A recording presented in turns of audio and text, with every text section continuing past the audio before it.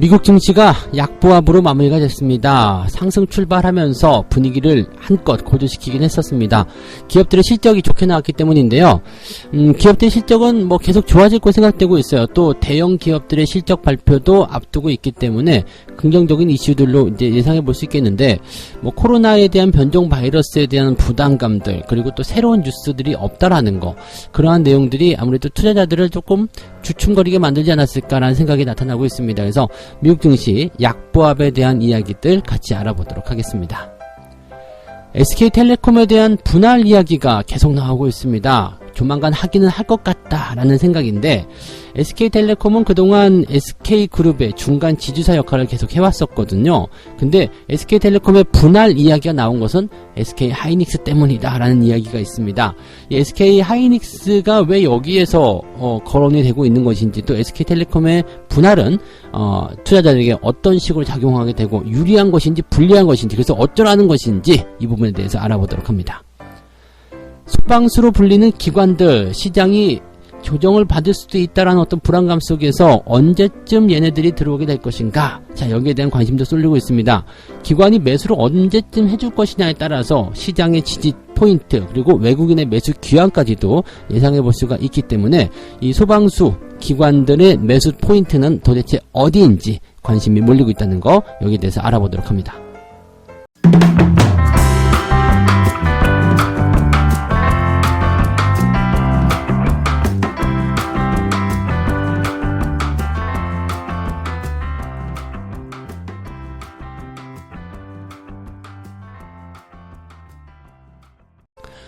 네, 반갑습니다. 오늘은 1월 27일 수요일입니다. 자, 시장이 요즘에 계속 좀 오르는 것 같은 느낌을 주면서도 아닌 것도 같고 막 그냥 왔다 갔다 하죠. 그래서 좋다는 거야, 나쁘다는 거야, 여기에 대한 부분들이 판단하기 되게 어려운 것 같아요. 돈을 가지고 일단 시장에 참여를 하고 들어오긴 했는데, 그래서 내가 지금 주식을 사라고 말라고 뭐 이런 식의 느낌들 나오는 것 같아요. 그래서 상당히 조금 뭐라 그럴까요, 좀 혼란스러워 한다거나, 또는 들어가자마자 물렸다거나, 아니면 돈을 들고서 매수 타이밍을 보고 있는 분들 굉장히 많으실 것 같은데, 일단 시장은 일단 뭐 조정에 대한 포인트들을 어느 정도는 가지고 있어요. 왜냐면 새로운 뉴스들이 없고 기대감들이 조금 약화된 상황이거든요. 그렇기 때문에 단순하게 경기가 좋아지는데, 기업들의 실적이 좋아지는데 이것만 가지고서 주가가 올라가기에는 조금은 역부족이지 않겠느냐, 이러한 어떤 의견들이 지배적이기도 합니다. 미국 증시 같은 경우도 지금 보합 수준으로 마무리가 됐습니다. 일단 상승으로 강하게 출발하면서 분위기는 좋았거든요. 그런데 장중에 이제 마이너스권까지 들어갔다가 다시 플러스 갔다가 또 마이너스권으로 결국에는 마무리가 되는 그런 모습이 나타났습니다. 뭐 사실 나쁜 재료는 없습니다. 뭐 일단 뭐 기업 실적이라든지 뭐 여러 가지 부분들, 경기 회복 뭐 등등의 여러 가지 좋은 이야기들밖에 없기 때문에 나쁜 건 없는데, 그래도 시장에서 뭔가 새로운 걸 원하고요. 그 다음에 투자자들은 조금 더 자극적인 걸 원하는 것 같은 그런 느낌이겠죠. 다우지수가 0.07% 하락을 하면서 39,937포인트로 마무리가 됩니다. 0.07포인트라는 것은 뭐 이거 뭐 얘기할 만한 거리도 안 되는 거죠. 0.07이면 그냥 안 움직였다고 보시면 되는 거예요. 0.1%도 아니고 0.07이거든요. 그러면 나스닥 같은 경우는 이것도 0.07포인트 하락을 했네요. 그래서 0.07%, 13,626포인트. 그러니까 시장만 놓고 보면은요, 이건 뭐 그냥 움직임이 없었다라고 보는 게 더 맞는 것 같아요. 그러니까 투자자들이 매매를 열심히 하긴 했는데 뭐 올라가거나 내려가거나 하는 모습들이 없었다라고 보시면 되는 거고요. 이 정도 변동성이라는 것은 그냥 뭐 평소에 그냥 나올 수 있는 그런 부분들이죠. 그러니까 올랐다라고 하기도 그렇고, 또 마이너스를 기록하면서 빠지긴 했습니다만, 그렇다고 마이너스라고 보기도 그런 모습이라고 보시면 되겠죠. 그러니까 시장은 변화가 없었다. 네, 그게 맞는 전략일 것 같아요. 재료가 너무 약하죠. 지금 뭐 기업들 실적에 대한 부분들도 분명히 있긴 합니다만은, 일단 뭐 재료가 두 가지라고 보시면 되겠습니다. 악재와 같은 부분들은 코로나 변종에 대한 그런 부담감인데, 일단 모더나는 영국과 남아프리카 공화국에서 발견된 변이 바이러스에도 백신의 일부 예상 효과를 일단 보였다라고 해서 기대감을 좀 가지고 있습니다만, 남아프리카 공화국에서 발견된 바이러스에는 효과가 크게 떨어지는 것으로 나타났다라고 이야기했다라고 합니다. 여기다가 이제 미네소타주에서 브라질 변종 바이러스가 또 처음으로 확인이 되기도 하는 등, 일단 변종 바이러스에 대한 우려감들은 계속 커지고 있는 상태이고요. 있고요. 그 다음에 이것들을 어떻게 처리를 해야 되는가, 여기에 대한 부분도 있겠죠. 뭐 가둬놓고 뭐 이것을 없애버려야 된다, 그 없어지면 끝나는 거긴 하니까요. 그래서 그렇게 없애야 되는가에 대한 부분이 좀 있을 수도 있고, 또 백신에 대한 부분들을 또 계속 개량을 해서 여기에 대한 효과들을 만들어내야 된다, 이런 얘기도 있습니다.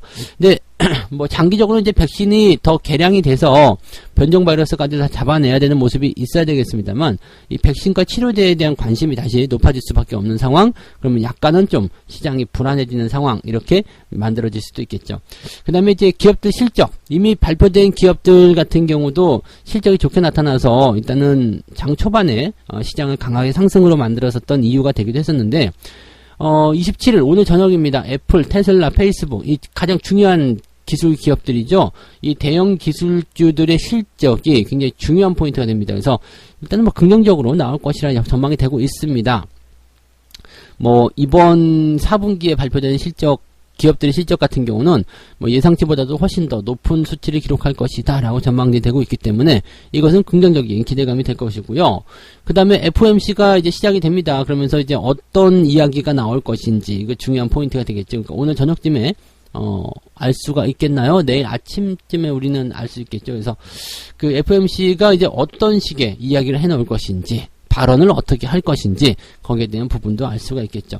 근데 뭐 지금 재료적인 부분들은 이미 우리가 알고 있었던 부분에서 크게 변화가 없는 부분입니다. 그러니까 여기서 뭔가 시장의 변화를 가져가려면 쇼킹한 게 하나 나와야 돼요. 그래서 FOMC 회의에서 어마어마한 뭐 경기 부양책을 지원한다라든지, 뭐 이제 앞으로 시장이 계속 좋아질 것이라는데 뭐 긍정적인 발언을 내놓든지, 아니면 기업들의 실적이 뭐 예상했던 것보다 아주 그냥 뭐 어닝 서프라이즈한 모습이 좀 나타나든지, 그다음에 뭐 이 코로나 바이러스가 완전히 없어져 버린다든지, 뭐 등등의 이런 얘기들이 나와야지 투자자에 조금 더 반응하지 않겠는가 생각되는데, 현재로서는 이제 이런 부분들이 뭐 극적인 변화를 일으킬 만한 그런 포인트들은 없어요. 그래서 시장이 일단 경기 흐름에 따라서 천천히 흘러가자. 그러니까 나쁜 것은 없어요. 나쁜 게 없기 때문에 빠질 이유도 없겠죠. 그러니까 그런 형태의 모습으로 가고 있다고 보시면 되겠습니다.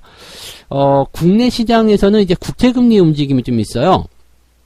그래서 지금 10년물 국채금리가 지난 작년 3월 같은 경우는 이제 1.2% 정도까지 이제 내려가는 모습도 있었습니다. 왜냐하면 안전자산 선호 현상이 일어나게 되면서 금리가 내려갔다라는 거죠. 이게 금리가 내려갔다는 수익률이 내려갔다는 얘기가 되는 거고요. 그만큼 가격이 뛰었다는 얘기가 되는 거거든요. 그래서 안전자산을 선호하는 현상 때문에 금리가 내려가기도 했었는데, 그 이후에 이제 점차적으로 경기가 좋아지기 시작하면서 최근에 연말, 그 다음에 이번 달 초반부에는 1.6에서 1.7%까지 올라갔대요. 네. 그런 포인트들 나타나게 됐고, 또 여기에서 이제 정부와 여당이 자영업 손실보상제를 추진한다라는 얘기가 나타나면서 수급이 또 부담스럽지 않겠느냐라는 얘기가 나타나면서 또 1.8%까지 상승하는 모습들. 그러니까 국채금리가 이제 계속해서 상승하고 있는 어떤 포지션이 만들어지게 되면서 여기에 대해서 이제 관심들이 좀 쏠리고 있는 부분입니다. 국채에 대한 어떤 수익률이 계속해서 올라가게 되면, 금리가 상승하게 되면은요, 이 부분은 그만큼 또 이 국채 쪽으로 이제 몰리는 그런 자금들이 많아질 수 있다는 얘기가 됩니다. 물론 수익률이 올라갔다라는 것은 경기가 좋아지고 등등등에 따라서 이제 뭐 가격이 떨어지고 이제 생각하는 사람들이 없다는 얘기가 되겠지만은, 금리가 계속해서 올라가게 된다라면은 증시 자체가 조금 불안정해졌을 때 저쪽으로 훅 쏠려 들어갈 가능성도 있거든요. 그러니까 이 부분에 대해서 이제 고민을 좀 하시는 분들이 좀 많이 계실 수 있겠습니다. 현재 여당 같은 경우는 이제 자영업자에 대한 손실 보상제에 대한 어떤 지원 규모가 연간 최소 8조 원대, 최대 98조까지. 이게 뭐죠? 10조에서 100조까지라고요? 네, 이거는 너무 규모가, 네, 이 범위가 너무 큰데 말이죠. 근데 뭐 어쨌든 이 정도까지 된다라고 봤을 때, 이런 대부분의 재원을 뭘로 할 것이냐, 국고채 발행을 통해서 이루어질 것 아니겠느냐, 이런 얘기가 되는 거죠.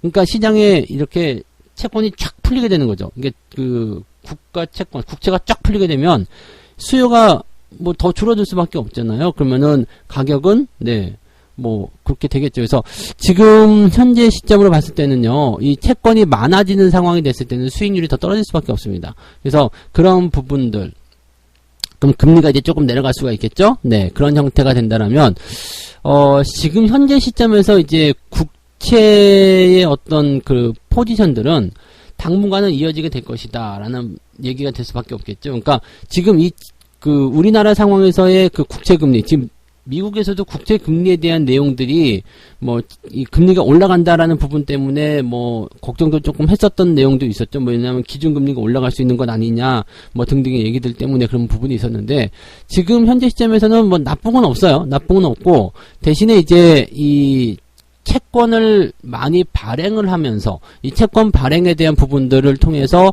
이런 금리적인 부분들이 약간 변화를 보이게 됐을 때 시장에 나쁜 영향을 주는 것이 아니겠느냐, 이런 얘기가 나올 수 있겠고, 만약 그런 상황이 벌어진다면 이제 한국은행 같은 경우에서 채권을 사들이는 그런 형태의 모습으로 또 갈 수 있지 않겠냐. 그러니까 채권 발행해가지고 그 돈으로 자영업 손실 보상을 해주고, 그 다음에 한국은행에서는 경기부양 일환으로 채권을 사들이는 그런 형태로 가지 않겠느냐라는 예상을 하고 있는 겁니다. 이거 결과적으로는 별로 중요한 얘기는 아닌 것 같아요. 그러니까 크게 이 채권 금리의 변화가 당장은 일어나지 않을 것이다라는 이야기를 하고 있는 것 같고요. 현재 시점에서는 일단 위험자산의 선호 현상이 좀 높아지고 있다라는 그런 어떤 팩트적인 사실만 우리가 생각해 보시면 좋을 것 같아요. 그러니까 이 채권 금리의 어떤 상승, 그런 부분들은 당장은 부담을 줄 만한 이야기는 아니지 않겠냐라고 볼 수 있겠고요. 채권 금리가 많이 내려가지도 않을 것이다, 등등의 이야기들 하고 있습니다. 근데 채권 금리에 대해서는 이게 움직임이 나와봤자 0. 몇 프로 정도 수준이기 때문에 여러분들이 시장에서 이 채권 금리의 변화를 가지고서 받아들이긴 조금 애매하겠죠. 그리고 저것을 통해 가지고 우리 기준금리가 올라간다, 당장은 일어날 수 없는 이야기입니다. 그래서 당장 시장에서는 부담을 가질 필요는 없겠다, 이렇게 봐주셔도 되겠습니다. 그래서 미국 증시하고 우리 10년물 국채금리에 대한 이야기들 같이 좀 알아봤는데, 그냥 새로운 건 없어요. 그냥 시장이 올라갈 만한 재료도 아니고요, 내려갈 만한 재료도 아니고, 그래서 관망을 하는 움직임들이 조금 더 이어지지 않겠느냐라는 생각 보실 수 있겠고요. 주가가 또 많이 올라온 부분이 있기 때문에 어느 정도 조정이 들어갈 수도 있는 그러한 어떤 내용을 좀 보실 수도 있겠죠. 그러니까 뭔가 새로운 기대감을 통해서 주가를 끌어올려야 되는데 그런 부분들이 좀 약화된 상황이기 때문에 오히려 주가가 약간 작은 조정 정도는 또 받을 수 있는 그런 어떤 분위기를 만든 것이 아니겠는가라는 판단도 좀 해볼 수는 있겠습니다. 두 번째 이야기 가겠습니다. 네, 두 번째 이야기도 약간 머리 아픈 이야기예요. 분할에 대한 이야기거든요. SK텔레콤이 지금 분할에 대한 이야기를 하고 있습니다. 지금 SK의 계열사 내용들도 살펴보게 되면은요, SK가 이제 가장, 이 핵심이잖아요. 지주회사로 되어 있죠. 그래서 이 SK가 직접 지분을 보유한 회사가 SK텔레콤을 26.8%를 보유합니다.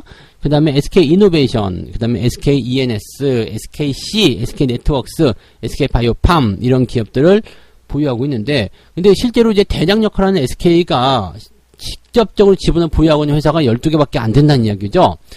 그러면 나머지는 뭐죠? 라는 부분이 될 수 있겠는데, 지금 SK가 보유하고 있는 회사 중에 하나가 SK텔레콤이고요. 이 SK텔레콤이 중간 지주사 역할을 하게 됩니다.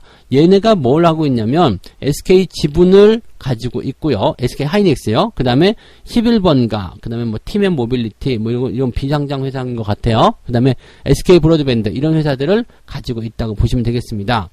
근데 이게 중요한 게 뭐냐면 SK텔레콤이 보유한 주식을 좀 보니까 지분 가치가 굉장히 크다는 얘기예요. 그래서 SK 하이닉스만 이제 지분 가치를 우리 생각해 보더라도 20% 정도 지분을 갖고 있잖아요. 그러니까 지금 SK 하이닉스의 시가총액을 생각해 본다면 거의 100조라고 치고요. 20%면 20조 원 정도가 되잖아요. 그 다음에 나머지 이제 기업들이 이제 지분 가치를 더하게 되면은 30조 원이 넘어간다라는 얘기가 나오는 겁니다. 그러니까 SK텔레콤 쪽이 이게 중간 지주에 대한 포인트가 너무 커지는 것 아니냐, 이런 식의 이야기를 또 하고 있는 모습이 되는 거거든요. 그리고 이 SK 하이닉스의 지분을 직접적으로 SK가 좀 보유를 해야 되는 거 아니냐, 이런 얘기 때문에 분할에 대한 이야기가 나오고 있습니다. 그래서 사실은 이제 가장 중요한 게 SK 하이닉스겠죠. 지금 가장 잘 나가는 기업이기도 하고 또 시장에서의 어떤 가장 기대치를 가져갈 수 있는 부분들을 보여야 되니까 이 SK 하이닉스를 어떻게 하면 SK 밑으로 SK 그룹 전체의 지배구조 속에 가둬놓을 것인가, 요게 이제 이 분할의 핵심이라고 보시면 되겠습니다. 그렇기 때문에 이 SK텔레콤을 중간으로 집어넣어서 이제 지주사 역할을 한번 만들어주는 게 좋지 않겠냐라는 얘기가 좀 하는 거죠. 그러니까 SK텔레콤은 사실 그동안 주가의 포지션도 약간 애매한 부분이기도 하고요. 그 다음에 좀 덩치가 커져 있는 상황이긴 합니다만은 더 올라갈 만한 어떤 포지션이나 그런 것들도 다 줄어든 상태 뭐 이렇게 되어 있잖아요. 그러니까 약간 뭐라 그럴까요? 요즘 애들 말로 그 고인물? 네, 고인물이 아니라 이제 썩은 물? 뭐 이렇게 봐야 됩니까? 뭐 완전히 뭐 그냥 할아버지 같은 그런 주식이라 좀 보시면 되는데 이것을 이제 분할을 해버리자 이 얘기죠. 그러니까 투자를 담당할 부분하고 그 다음에 중간 그 투자 담당하는 부분이 이제 중간 지주사로 나타나게 되죠. 그러니까 투자 회사를 하나 만들어 놓고 그다음에 통신 사업을 담당할 사업 부분을 떼어내는 거죠.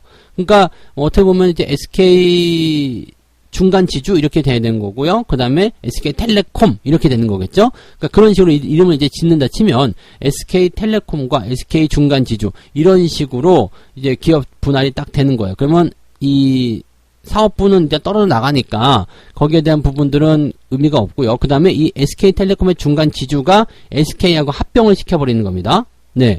이렇게 되면 되게 재밌는 상황이 벌어지게 되죠. 사업회사는 떨어져 나가게 되고요. 이 중간 지주 회사가 SK가 합병하게 되면서 자연스럽게 SK 밑으로 SK 하이닉스가 들어가는 얘기입니다. 그리고 SK텔레콤이 가지고 있었던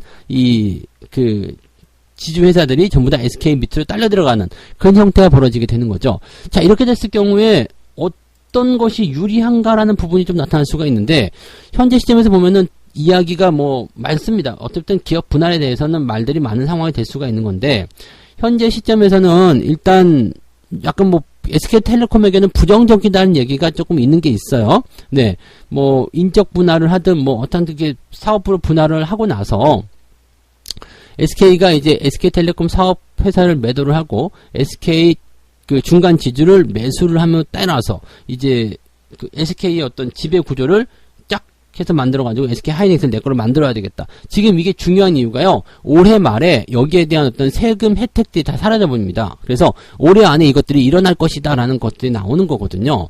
자, 그렇기 때문에 SK텔레콤을 가지고 있는 지금 그 일반 주주들이 있을 거 아니에요. 이분들 같은 경우 SK텔레콤 주주들에게는 현재 시점에서는 그 SK 쪽으로 딸려 들어가게 되면서 내가 가지고 있는 지분 가치가 더 올라갈 것이냐에 대한 부분들은 아직은 불확실하다는 이야기죠.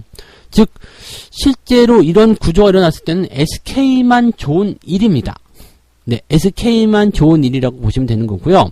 그 다음에 SK텔레콤이 이렇게 나눠지게 되면서 사업부하고 이제 뭐 중간 지주회사 남아가지고 뭐 합병되는 이야기 벌어지고 뭐 등등 하게 되면 그냥 네 아무것도 아닌 거예요. 뭐 이제 기업 가치가 크게 그 지분 가치가 크게 증가한다거나 이런 형태가 될 수가 없겠죠. 그러니까 나눠진 상태에서 그냥 저렇게 가버리는 부분이기 때문에 어떻게 보면 SK를 보유함으로 인해 가지고 그죠? SK랑 합병이 되면 SK 주식을 받을 거 아니에요. 거기에 따라서 뭔가 기대감이 생길 수도 있겠습니다만은 그렇게 네 이 SK텔레콤의 주가가 상승할 수 있는 가능성은 어렵다는 얘기죠. 그다음에 그 텔레콤 주식만 또 따로 떨어져 나가 버리게 되면 요 텔레콤 사업의 그 주가 상승이 일어날 만한 거리가 지금 없잖아요. 그러니까 이러한 내용들이 부담감을 좀 가져갈 수 있다라고 되어 있는 거고요. 자, 또 다른 증권사 같은 경우는 이렇게 합병이 되고 나면 SK하기만 유리하고 SK텔레콤 별거 아니다라고 얘기하지만 실질적으로 이것이 합병이 됨에 따라서 이 지분 가치에 대한 포인트는 더 올라가게 될 것이고요. 그 다음에 텔레콤에 대한 부분들도 사업 부분이 떨어 나오기 때문에 조금 더 네, 시총 그 뭐라고 할까요? 기업의 가치가 더 상승할 수 있다. 이런 식으로 얘기가 나올 것 같아요. 근데 지금 얘기 들어서 보셔도 잘 모르겠죠. 그냥 쉽게 보면은요. 이렇게 보시면 되겠습니다. SK텔레콤의 중간 지주와 그 다음에 SK텔레콤 사업회사로 나누게 될 것인데 SK텔레콤 사업회사는 뭐 별거 없다고 치더라도 중간회사는 SK 쪽으로 합병이 될 가능성이 높고요. 그러면 SK가 실질적으로 이 SK그룹에 있는 아주 알짜 기업들까지 전부 다 싹 자기 밑에서 소유하게 되는 상황이 벌어지게 됩니다. 그러면 이 상황에서 가장 수혜주는 누가겠느냐? SK가 된다는 이야기죠. 그래서 지금 SK 주식을 가지고 계신 분들이라면 SK에 대한 기대치를 가져가셔도 된다라는 얘기가 되는 거고요. SK텔레콤은 변화가 없거나 그냥 조금 더 상승하거나 그 정도의 포인트라고 보시면 되겠습니다. 그래서 SK텔레콤은 큰 변화가 없을 것이다. 이 정도로 결말을 내보셔도 좋을 것 같습니다. 그러니까 지금 현재 이런 어떤 지배구조 개편에 대한 부분들은 SK에게만 좋은 소식이 될 수 있다. 이 정도까지만 생각하시면 좋을 것 같아요. 네. 자, 세 번째 이야기 빠르게 가도록 하겠습니다. 기관 투자자가 복귀할 수 있는 시점이 어디냐? 사실 지금 이제 조정이 조금 나올 수도 있고, 뭐 매도가 어마어마하게 쏟아지는 상황들이 나오다 보니까, 기관 투자자들 도대체 계속 팔아야 되는 것이냐, 매수는 언제쯤 들어올 것이냐, 이런 부분에 대한 이야기가 계속 나오고 있거든요. 코스피가 3,000, 코스닥이 1,000포인트 이렇게 찍어준 상태인데, 지금 뭐, 아시겠지만은 그 수급 동향에서 개인들만 무지막지하게 사들이고 있고요. 외국인들, 기관들 어제만 하더라도 무려 4조 원이 넘는 그런 개인들 매수, 그리고 외국인하고 기관들이 나눠가지고 2조 원씩 팔아먹는 그런 형태가 만들어졌거든요. 그러니까 얘네들을 언제까지 이렇게 팔아먹을 것이냐, 언제까지 개인들만 매수할 것이냐, 여기에 대한 어떤 이야기가 나오는 거죠. 그리고 이런 수급의 어떤 불균형, 시장을 계속 개인들이 받쳐주는 시장이 과연 정상적인 시장이냐, 여기에 대한 어떤 부담감들도 당연히 가지고 있다는 얘기입니다. 그러면 도대체 이 기관의 역할이 왜 중요하냐? 기관은 대체적으로 자금을 받쳐주는 부분들이고요. 그래서 시장이 이렇게 꾹 하고 떨어지게 되면 그 자금들을 투입을 해가지고 그 시장의 어떤 추가 하락을 막아주는 역할들을 많이 하거든요. 근데 지금 왜 이렇게 팔아먹느냐? 주가가 어느 정도 올라왔기 때문에 차익 매도가 계속 나오는 거예요. 그러니까 자기가 정해놓은 범위보다 더 높게 올라가 있기 때문에 거기에 대한 차익 실현을 계속 하게 되는 거고요. 그 다음에 외국인들 같은 경우도 일부 차익 실현이 계속 들어갈 수밖에 없는 이유가 생각했던 것보다 더 빠른 속도로 주가가 올라갔단 말이에요. 그러니까 여기다가 대고 같이 팔아먹는 거죠. 그러니까 기관도 팔아먹고 외국인도 팔아먹는데 그 부분을 개인들이 계속 받아가지고 올려놓고 있어요. 예전 같은 경우는 기관과 외국인이 팔아먹으면 주가가 내려갔을 텐데 지금은 상황이 다르죠. 개인들이 받아가지고 계속 끌고 올라가고 있기 때문에 얘네들 지금 기관과 외국인도 좀 애매한 거예요. 내려가야지 되는데 안 내려가죠. 계속 올라가 버리면 자기들도 어차피 이런 주식들을 다시 보유해야 되기 때문에 다시 사들여야 되거든요. 근데 이런 부분들은 더 높은 가격에 사게 되면 부담이 되기 때문에 여기서 이제 갈등이 오는 거예요. 하지만 팔고 사고를 지금 계속 반복하고 있어요. 왜냐면 어느 정도 올라가면 팔아야 되는 게 정상이거든요. 그러니까 그런 것들 때문에 지금 갈등 요소가 계속 생기고 있는 건데 중요한 건 이거죠. 연속적인 매수가 들어와 줘야지만이 안정적으로 주가가 상승할 수 있다는 거죠. 안정적 수급의 유입이 들어와 줘야 된다는 얘기입니다. 그러니까 그런 부분들이 있어야 되는데 과연 이런 것들은 언제쯤 들어올 것이냐인데 이거는 조정이 만들어져야지 됩니다. 네, 시장의 변동성이 커져서 단기적 조정이 어쨌든 만들어져야지 돼요. 그래야지 기관이 받아주는 모습, 그 다음에 받아주는 흐름에서 지수가 지지를 받게 되면 외국인이 다시 끌고 올라가는 그런 형태의 모습이 나타납니다. 이게 정상적인 수급의 상황인데 이렇게 안 오고 그냥 LRC 기관하고 외국인을 팔아먹냐? 엿먹어라. 그리고 개인들이 그냥 끌고 올라갈 수도 있어요. 왜냐하면 그것도 가능하다고 생각할 수 있는 이유가 기관하고 외국인들 물량을 지금 다 받고도 예수금 어마어마하거든요. 예수금이 어마어마하다는 것은 뭐예요? 니들 들어와. 내가 돈 다 가지고 있어. 니들 거 다 사줄게. 이런 식으로 나올 수밖에 없는 얘기.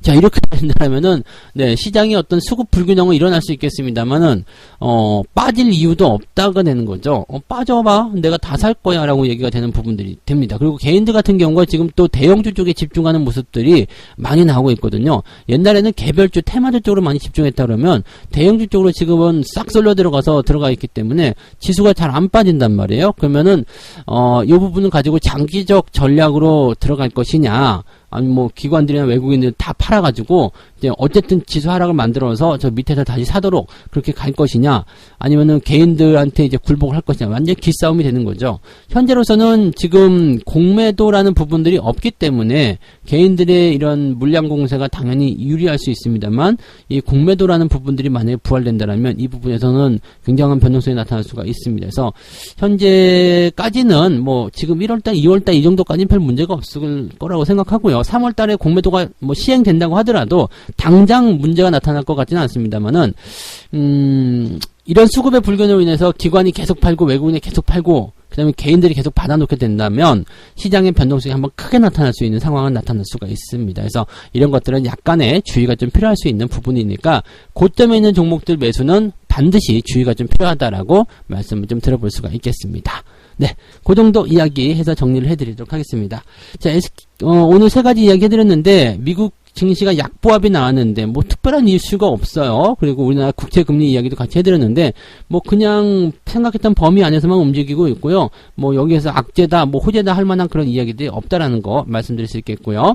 SK텔레콤에 대한 분할 이야기가 나오고 있는데 결론만 말씀드리면 SK텔레콤이 분할한 이후에는 SK텔레콤 사업부와 중간 지주회사로 바뀌게 될 텐데 그렇게 됐을 경우에는 뭐 기업의 가치가 크게 변화가 없거나 아니면 지분이 조금 그 가치가 조금 상승하는 그 형태로 갈 수 있다. 그리고 그런 형태로 만약에 분할하게 된다면 SK텔레콤의 중간 지주회사는 SK와 합병을 하게 될 텐데 그렇게 되면 SK만 좋은 일이 생긴다. 왜? 하이닉스를 직접적으로 지불할 수 있기 때문이다. 라고 결론을 내리시면 되겠습니다. 네. 자, 그 다음에 소방수 기관들 언제쯤 올 것이냐? 네. 뭐 지금 시장 자체가 정상적으로 이제 계속 상승을 만들어내게 된다면 어쨌든 기관과 외국인은 계속 매도를 할 수밖에 없을 것 같은 상황이 좀 되는 거고요. 그렇게 해서 시장이 좀 주춤거리는 상황들. 지금 어쨌든 기관들은 조정이 나온 이후에 매수가 들어오게 될 가능성이 있고 그리고 그 이후에 외국인들도 들어오게 될 가능성이 있다 이렇게 보시면 되겠죠. 작은 조정이든 큰 조정이든 일단 기관과 외국인들 그 다음에 개인들의 기싸움이 생겨나고 있는 부분들인데 공매도 이전에는 기관과 외국인들이 쉽게 이길 수 없기 때문에요. 주가가 큰 폭으로 내리긴 좀 어려울 것 같고 대신에 작은 조정이라도 어느 정도 나오면 어느 정도 체면치레를 한 이후에 매수가 들어오게 될 가능성은 높겠다라고 봐주시면 될 것 같습니다. 아이고 그냥 뭐 이런 것들 보면은 되게 웃기는 이야기이긴 한데요. 아무튼 시장의 흐름들은 그렇게 움직이고 있다라고 봐주시면 좋을 것 같습니다. 네. 자, 책 한 곡지 읽고 마무리하도록 하겠습니다. 기필코 바닥 근처에서 매수를 하고자 했을 때는 3에서 4회 정도에 나눠서 매수하면 될 것이다. 네. 3에서 4회 나눠서 매수해라. 이게 바닥 근처에서 사고 싶다라는 얘기죠. 바닥에서 사는 얘기가 아니고 최저점에 산다는 생각은 버리시고요. 바닥 근처다라고 생각되면 일단은 조금 사보시고요.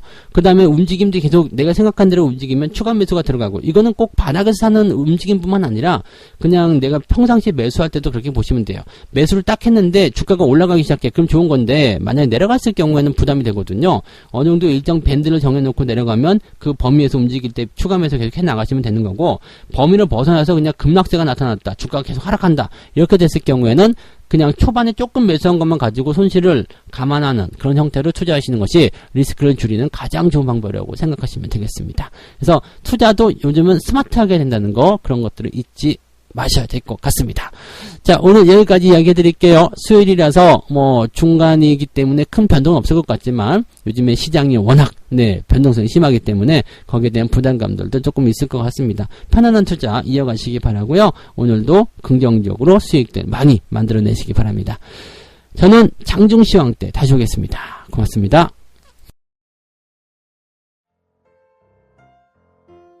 본 방송에서 제공되는 모든 정보는 투자 판단의 참고 자료이며 투자의 최종 책임은 본 방송을 이용하는 본인에게 있습니다.